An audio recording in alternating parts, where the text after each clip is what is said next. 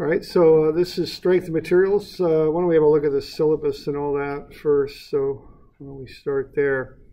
Now, if you've had classes from me before, it's very similar in setup to statics and dynamics. But of course, I know not everybody has, but let's have a look here. All right, so I'm David Kidd. There's my office and phone number and email and all that. I'll be in the office around lunchtime, Monday through Wednesday. This class will be here in IA 227, 1 to 2. Tuesdays often a recitation, not always, but quite often a recitation to cover homework. We cover everything so on Tuesday. So, all right, so what we're going to do here is we're going to take what you learned in statics, and then we're going to go inside of objects and analyze them for the load inside and the deformation. We're actually going to look at stress and strain. Stress is load over area. Deformation is, or strain is the deformation divided by the original length. Okay, so that's primarily what we're going to do here. We're going to, it's kind of like if you remember method of sections from trusses or shear and moment equations. We're going to actually cut numbers open and go inside and look at them. Okay, so we're going to look at basic stress and strain. We're going to look at what's called biaxial stress and strain. We're going to look at how shafts twist, which is called torsion. And then we're going to look at beam design and analysis. Okay, so that's what we'll be up to. All right, so you ought to have had statics and integral calculus to be here. Now the book is, the primary book is the Strength of Materials Notes from the bookstore.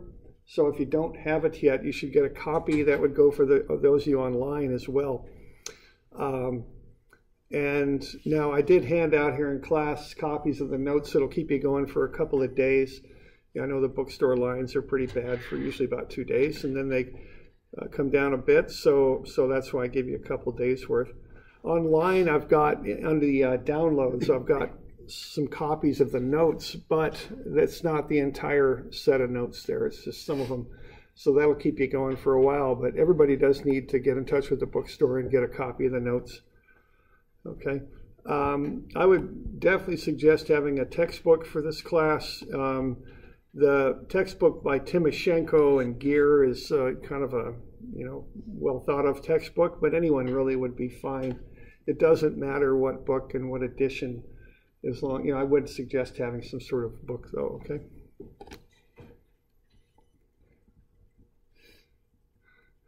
All right, now the grading here, I use 2 systems, and I'll use the system that gives you the best results. So I run this, the numbers that you get both ways, and then I pick the higher of the 2. So exams are 85%, homework is 15%, and then either I count all the exams equally or I count the final more. And then I come up with a percent, and the grading's a straight percentage. So I've got a spreadsheet that'll run them both ways, and then pick the higher of the 2 and give it to you. Okay. So the idea there is if you have trouble on one of the midterms, you can make it up on the final. That's why the second system there has the final weighted more. Now, one thing about this though is the spreadsheet provided in Moodle, which is our course management system, can't do this. It doesn't do logic routines and such. So I can't set it up to do this. So as a result, the score that you get in Moodle for your overall course grade, or I don't know what they call it, overall course total, is meaningless. It really, it's just a, so be aware of that really what I do is I take the numbers that I record in Moodle, dump them into this spreadsheet, and then get these, and then calculate your grade using these 2 systems. So remember that there's actually a grade calculator in Moodle you can download if you ever want to know kind of where you're at in the class. You could look at that too. Okay, so that's the system there. It's on the syllabus. And keep in mind that what you see in Moodle for your course total really is not that. That's an inaccurate label for that. It's just something that's auto-programmed into Moodle. I can't get it out. So it'll be there, but it doesn't mean anything, okay? All right.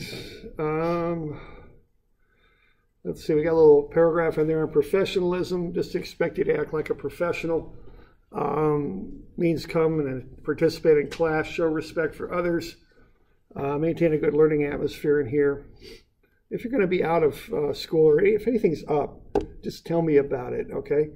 You know, if I hear things well after the fact, like during the last week, well, here's the reasons why these things happened. It's really too late at that point for me to do much about it. Okay, if you just tell me what's going on with a situation, we can take some reasonable steps to accommodate it, okay? But it's difficult for me to backtrack and, you know, and fix things after the fact. So just be aware that part of professionalism is communicating and let me know what's going on, okay?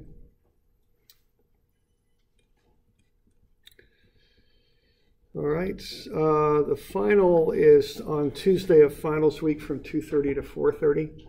So, you know, now for those of you online, I'll have some alternate testing times. I know that, you know, one reason you're not here in class, this might be the same reason you can't come to the exact time for the finals. So, you know, I accommodate especially online students with things like that.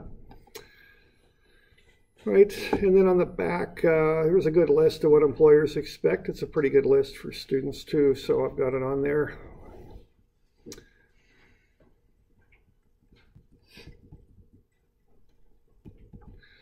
All right, I've also got some, just some standard notes there. Disability services. If you've got any documented disabilities, just let me know and we'll accommodate them. No problem, but again, just communicate on that. I get an email from the CFAR office, but you know, if there's anything up, just let me know with that. There's a deal there with an anti-discrimination statement that we don't tolerate discrimination based on a number of factors. You know, just treat people decently here. There's often people here who are different than you, but that's okay. I mean, just treat them decently. And then I've got a little paragraph there on academic honesty too. Just be aware of that you got to do your own work. Any cheating on homework or tests, that's going to result in a 0 being assigned for the grade. Okay, helping other people cheat is also cheating too. So just be aware of that. We take that pretty seriously here, okay? Okay, so the final exam is Tuesday, 2:30 to 4:30. Okay. What else do we got in here? Okay, the midterms. I don't really schedule everything out. You know, I know often engineering instructors have everything scheduled out from day one to the end of the term. I don't do that. I don't do that with homework, and I don't do it with the midterms. You know, I'll keep you updated as far as what's due and when. Normally things are due Wednesday and Friday here is normally how it works. For homework, the tests, midterm 1 is usually late week 4 or early week 5. And then midterm 2 is usually week 8. I'll give you at least a week's notice for the midterms, okay? All right, now in the packet, I've got a lot of the homework problems written up already and ready to go for you to fill in, but maybe half or thereabouts are not. So you should be following a format when you turn in your homework. And this is practice for the work environment, because when you start working, there's an expectation that your work will look a certain way, and there's reasons for this. One reason is, you know, if you're in a consulting firm, you'll be billed at $100 an hour probably to the client, and clients have expectations for that. Okay, clients expect things, or people expect things from engineers. They expect their work to look a certain way. Other people should be able to follow it and understand what the heck you're doing. Okay, other people should be able to check it and use it. So get in the habit now of doing that when you're in a hurry, because when you start working, it'll be the same situation. You'll be pressed for time and you still need to put out work that looks professional. So neat, organized, and legible. Be sure someone else can follow what you're doing. Use a straight edge. Use arrows to show the directions of forces. Put the answers to one problem in a box. Draw your own sketch up. Don't use photocopies, but just get in the habit of drawing up a quick line sketch. That's a good skill for an engineer to have. Follow your units through. Okay, that's the expectation. So work ought to look something like that. Up top, we got name and date, problem number and page numbers. We got a abbreviated problem statement. and a sketch. Go through the work there, nice and clear, equations clearly shown, and box in the answers. Okay, so that's what I would expect stuff to look like. Now notice the handwriting there isn't the neatest stuff you've ever seen in your world, but you can read it. Okay, and the important thing is somebody can read it. That that a 6 doesn't look like an 8, or a 4 doesn't look like a 9, because I've mentioned this a number of times in classes I've had earlier, but mention it again. I mean, you make a little error somewhere, write a number down wrong, or someone misreads it. It's the point off on homework, but you're working and you do stuff like that. That can have repercussions. Okay, I've done surveying work. I put grade stakes in. I put a little lath on there that tells the contractor what to do from the grade stake. If I write a 9 and the contractor thinks it's a 4, that's not funny anymore. Okay, that causes errors and money and problems and time problems and all that. So just start working at this. It's for your own good to do it. And just work on a little bit all the time. Get a little bit neater, a little bit more organized. Be able to do it a little faster. It's a good thing. Okay. Let's see.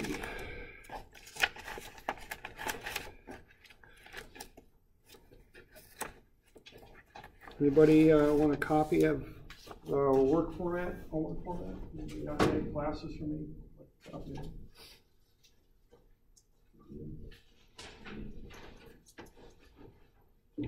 Now in that packet, a lot of those homework problems are written up for you already, so take advantage of those if you like. So no worries there. I'm just trying to save you some time. I mean, I know how busy you are. I did this once myself, so just keep that in mind. But get your work out and looking reasonably professional. Okay.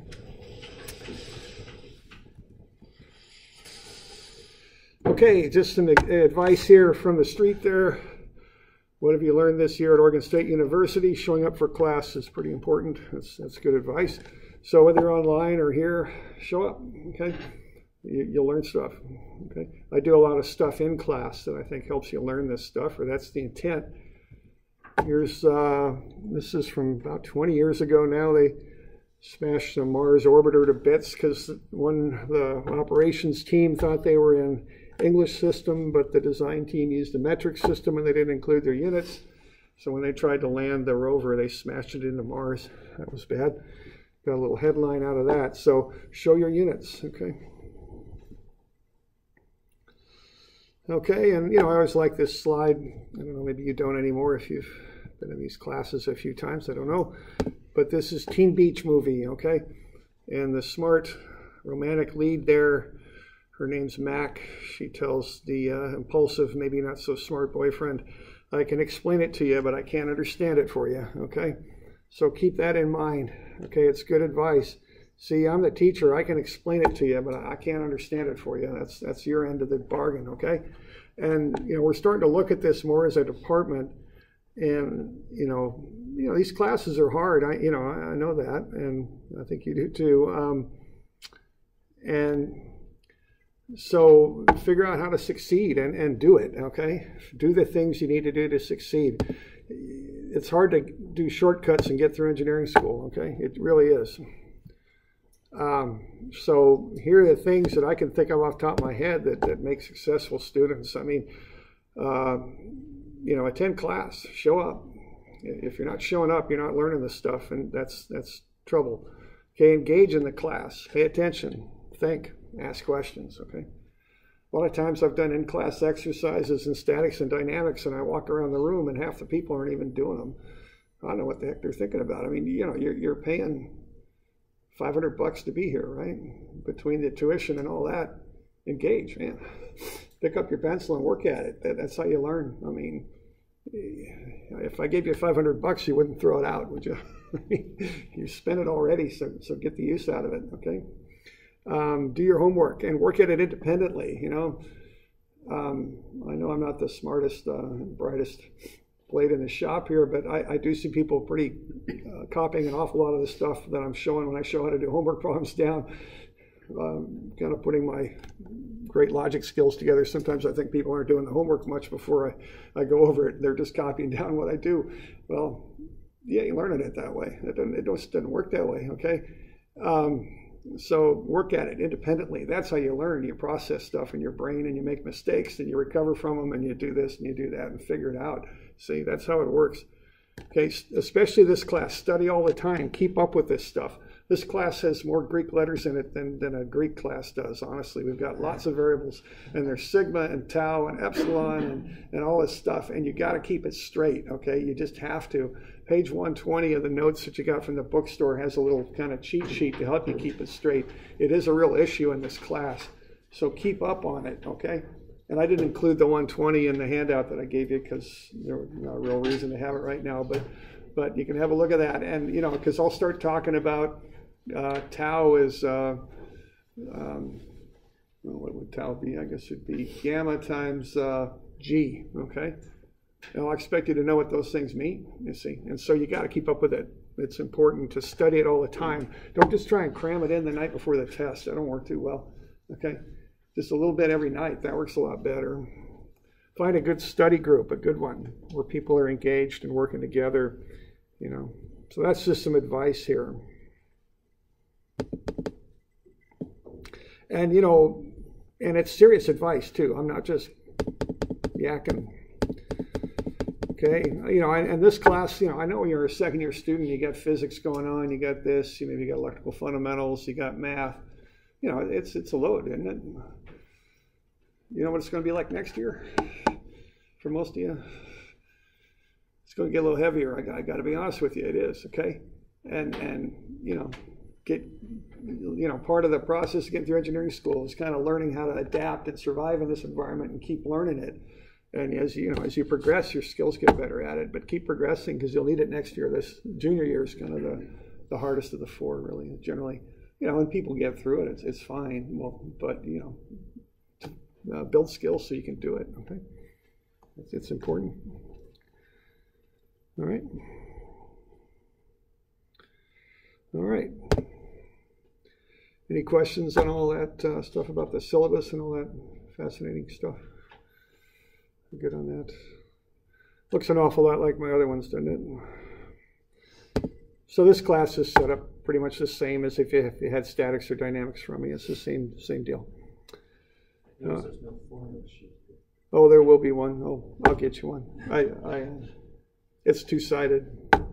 It's a good one. Yeah, it's got lots of stuff. So I'll have to bring that maybe next time, or I'll get it to you, you know, pretty quick here. Well, let's have a look at what we're going to be studying here. Why don't we do that next? All right. All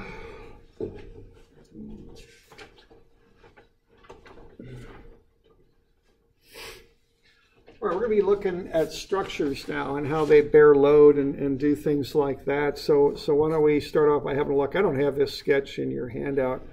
But one way to look at this is a load is like a fluid, and you've got to build a framework to support that and kind of allow the load to flow through the framework. So if you've got a load here on a building, what that's going to do is that's going to work its way into these cross beams. From there, in these cross beams, it'll go into the main beams. Then it'll go down a column, and then you're going to transmit it to the ground. That's quite often what we're doing with loads, at least with buildings, is taking that load, whatever it is, and the load is what? The load's the dead load, which is the structure itself, and then the live load, which is the people, but also the things that are in the building that move around, the furniture, the people, the machinery, whatever, okay? That's called live load. So you're going to take that and you're going to transmit that down to the ground. And of course, when you get down to, and that'll be through a series of beams which run horizontally and columns which run vertically. And then you'll take it into a foundation of some type. And typically in the foundation, you want to spread it out because soil can't handle that large of a load, not like steel or concrete can. So you spread it out and put it on the soil. Okay, that's basically how structures work. So you can think of the load as being like a fluid that flows through the structure, working its way down. Okay. All right, now the loads we're going to deal with are two basic types of loads, and really that's it. You can break everything down into these. There's axial loads, which pull and push, okay? So an axial load, if it pulls, we call that tension, and that's positive.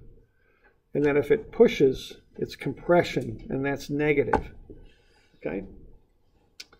And that's one type of load. And what that does is it takes the atomic bonds there and stretches them out for tension or compresses them together for compression.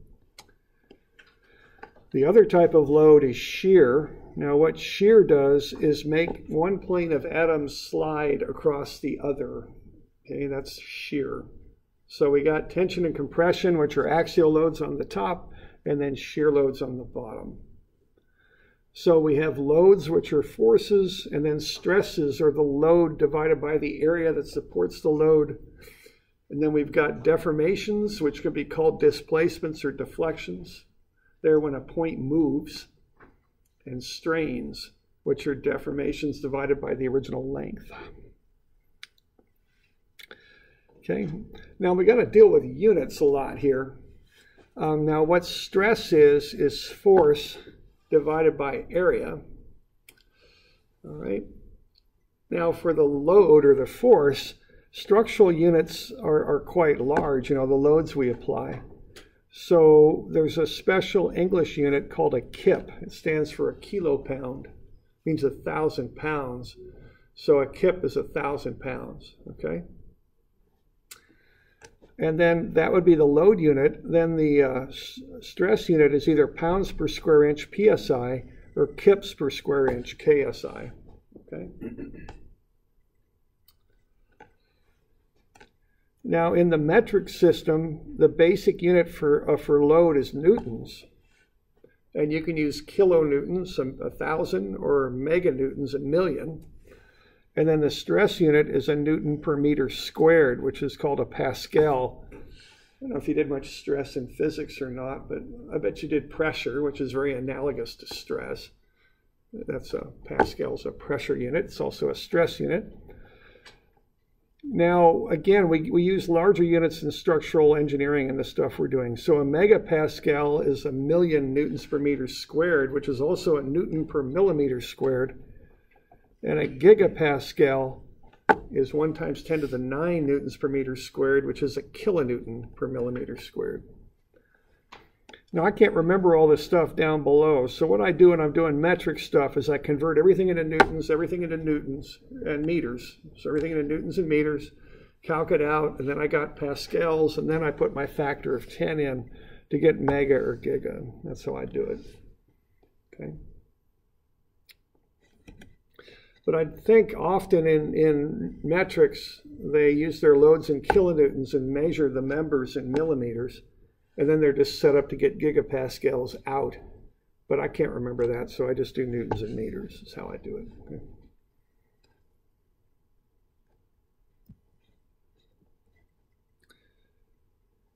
All right, so those are loads. You could also apply that to strains and deformations. Axial strains would stretch an object out like that, or compress it, make it shorter. Shear strains are a little funnier. They're more like angular strains, where I think of like a deck of cards. If you push it over, each card slides a little bit with the one next to it. You end up with shapes that look something like that. Okay.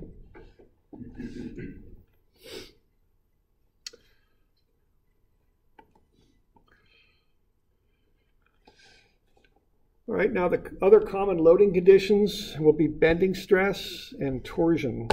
Bending stress is when you have a beam and you load it, it'll bend a little bit. You'll get stresses that build up on account of the bending. Torsion is kind of a twisting action.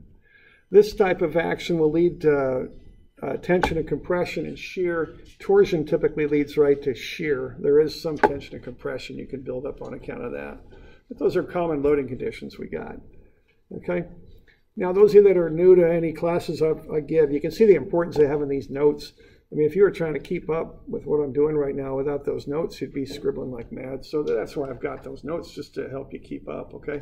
So we're not wasting time you writing everything down. You can pay attention to what the heck's going on. That's the idea, okay? So remember, bring the notes. You need them, okay? All right, here's a few photographs.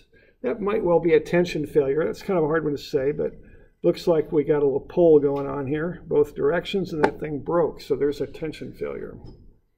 Okay. Okay, there's a crushing compression failure. Okay, I just kind of laugh at this one. I think those words are a lot more technical than it looks like what happened. Looks like that thing just kind of got smushed, you know, basically. I mean, it's a compression failure, but it just got crushed is really about all that's going on there, okay?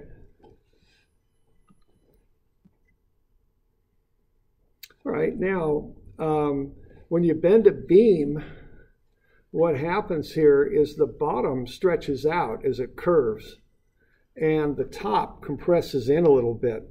So when you bend a beam, what you actually get on the bottom is you get tension that builds up as it stretches out at the bottom when you bend it. So this is a hydraulic jig that's used to apply two loads and make the beam bend. What that'll do is try and pull apart on the bottom. So what we have down there is a tension failure. Those laminations are pulling apart. Okay. Now another type of loading that we have is shear. If you ever heard of a lap joint, that looks something like that. So if you pull on this plate's going to try and stay put. You're going to get kind of a shearing plane between the two plates. That's a shear there. So if you look at one of those bolts or rivets or whatever they are, it's going to look something like that with a shear building up in it. Okay, so that's shear. Okay, there's another lap joint. Okay. Okay, these are called shears, aren't they? That's not a coincidence, all right? So these are pruning shears, okay? See that serrated on this side? That holds the branch, is what it's really supposed to be. Kind of gives it a support surface, and this sharp blade cuts through, okay, with a shearing action. So those are shears, and that's why they're called shears, okay? Uh-oh, that didn't go too well, did it? What do you suppose did that? Give you a hint, it's not a big windstorm. Earthquake, okay. All right. Now, do you see a little design flaw in that building for an earthquake zone?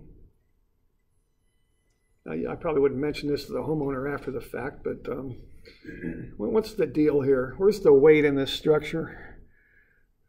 Up here? What do you got supporting the weight when that garage door is open? Not much, do you? That's why that, okay, so that got a sideways load from the earth moving. That's a shearing type load. That just kind of snapped right over, I think, okay? So that when that garage door was open, there just wasn't much there to resist the load, okay?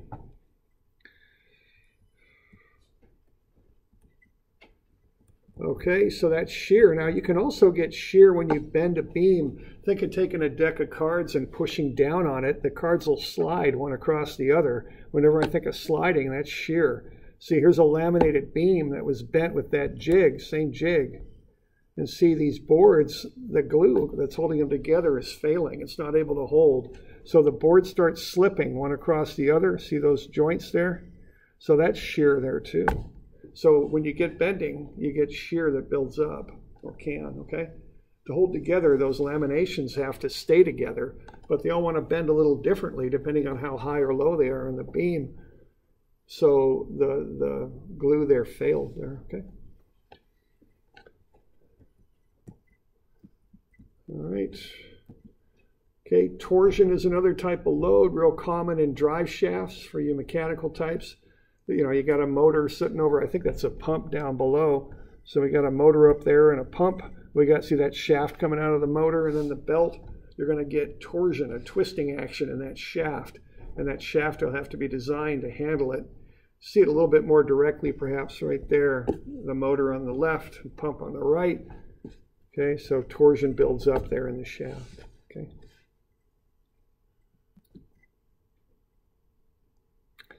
Okay, there's a look at page 120. That has a lot of this vocabulary. It has the symbol, what it stands for, a picture, and then a phonetic spelling as near as I could make it. Okay, so when you get the packet, that's on page 120. Okay. So let's have a look at 140 here for a minute. Let's do a little bit of strength of materials here. We got a couple minutes. So let's say we got this bar here, and we're going to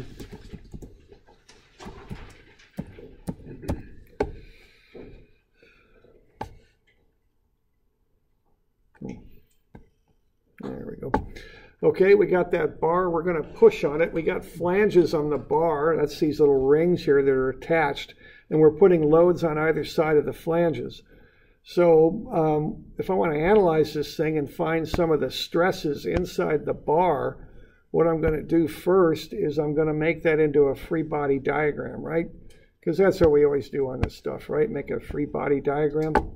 So I got one of them going there. So I'm taking like the 800 and the 800, and I'm combining them and getting 1600, and I got 3400 and 3400 and 6800 when they're combined, and then I got 4400 there. All right, so what I'm going to outline here is a standard set of steps that you will take every time, that you analyze this stuff, okay? So what you're going to do first is find the reaction at A, and that's pretty straight up. It's just sum of Fx equals 0, because we're assuming this thing's in static equilibrium. So here's our little bit of statics here. So sum of Fx will be 0. Okay. So what I'm going to do there, I find the area underneath the shaft. I did that too. And then I did sum of Fx, and I set it equal to 0. Okay, and that's easy enough. So I got RA to the right. That's the reaction at A at the wall. I got 4400 to the left. I got 6800 to the right. And I got 1600 to the left. And RA then has to be the thing that'll balance all those out. So the net reaction at A is 800. And notice I got a negative answer for that. So what's going on here is I assumed RA was to the right there. But when I solved for RA, I got a negative answer. Now what that negative means is you assumed wrong. It's not to the right, it's to the left. Okay? So what I've got then is 800 newtons to the left for RA. And then I found the area too. It's pi times 0.02, which is the radius squared.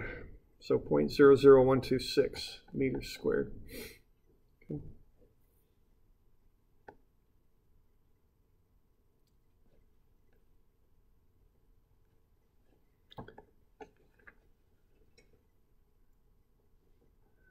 So we doing all right with that? Any questions? Okay. All right, now, if I want to find out what the stress is inside of that shaft, there's a basic way that I do it. And this is how I do it when I analyze stuff. So when I'm doing homework, I analyze it like this. When I'm taking a test, I analyze it like this. And when you're working, you'll analyze it like this. This is done all the time. There's an amazing connection there. And what you do is you cut through what you want to analyze. Let's say I want to find out the stress between A and B. And then you take one whole side or the other. And that's important. So I'm going to take the left side. So I'm going to cut out that piece like that. And using that, I can find the force inside the shaft anywhere between A and B. So I cut it between A and B, and I take the entire side. I'll take the left side. Okay?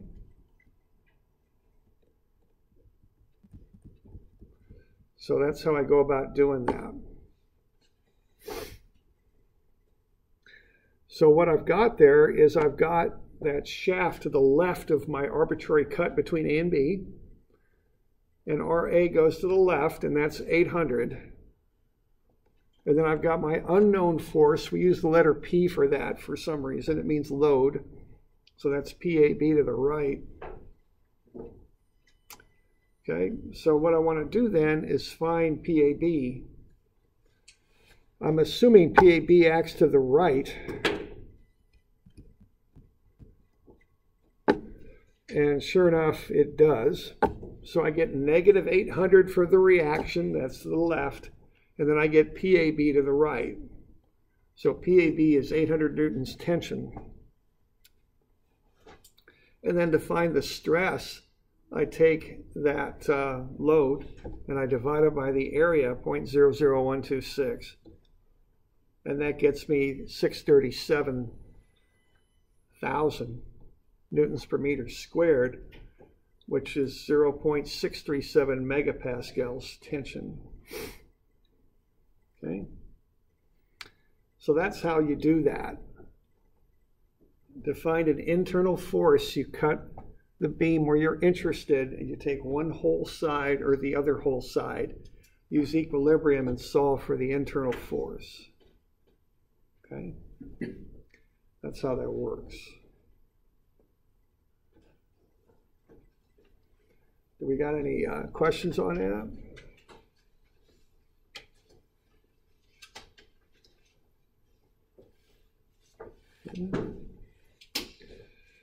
Got a couple minutes here. Why don't you all do one? Why don't you find the internal force between B and C? Okay. So cut between B and C. Take either the left or the right hand side, and then do a little bit of equilibrium. Now, hopefully, when you do that, you'll come up with 1,500, and then 5,200. It'd be 5,200, and then when you got that, divide it by the area, okay? So cut it between B and C. Take one side or the other, left or right, and put the forces on it. Make a Freebody diagram on it, okay?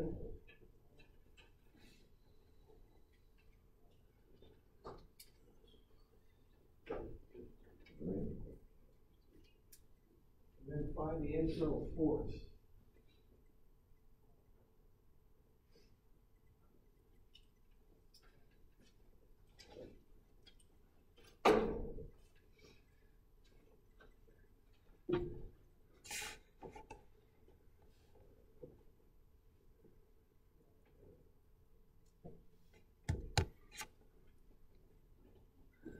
Yeah, the clock's a bit fast too, so we got a couple more minutes in the show.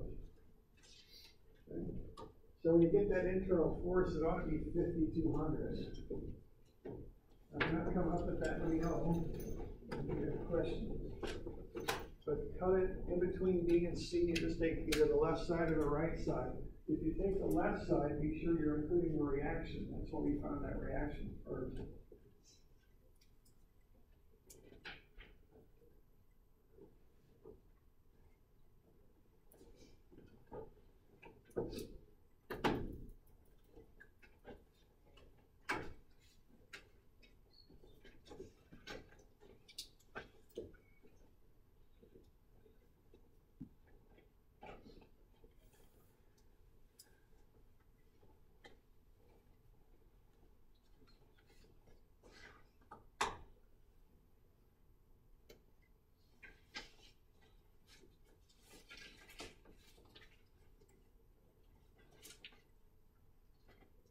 Are you going around with that?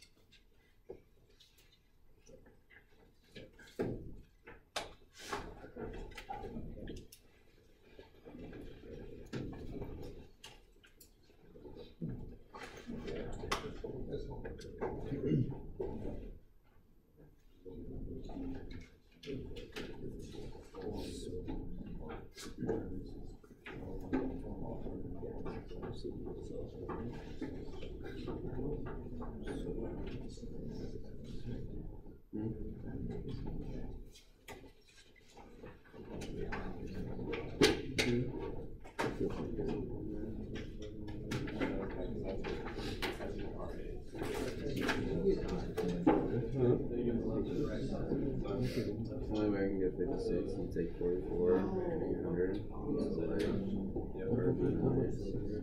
That's what you're solving for that side, I guess, because this is got to be equivalent to 800. There's this happening on the you know, you're just taking this whole force and you're splitting it up between tension and inertia. Yeah.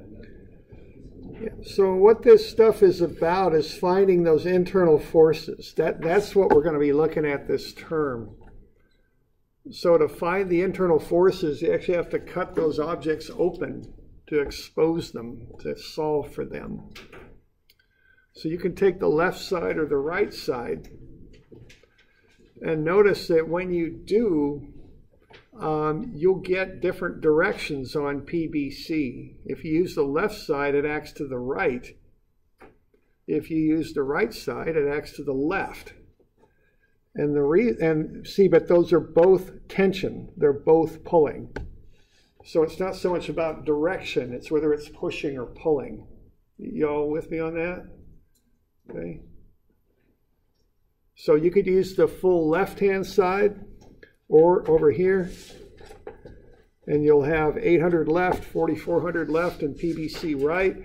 Or you can use the right-hand side, 6800 right, 1600 left. And either way, you'll get the same answer. It'll be 5200 tension. And then you just divide it by the area and get the stress. Okay? You all okay with that? Okay. Well, that was fun, wasn't it? Let's do some more of those.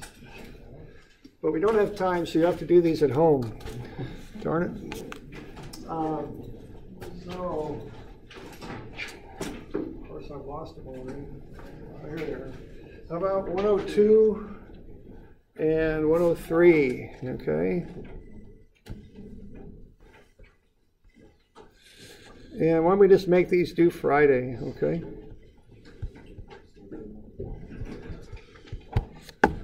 All right, so I handed these out to people that don't have the packet yet. Remember, you have to get the packet, right? Okay. We good?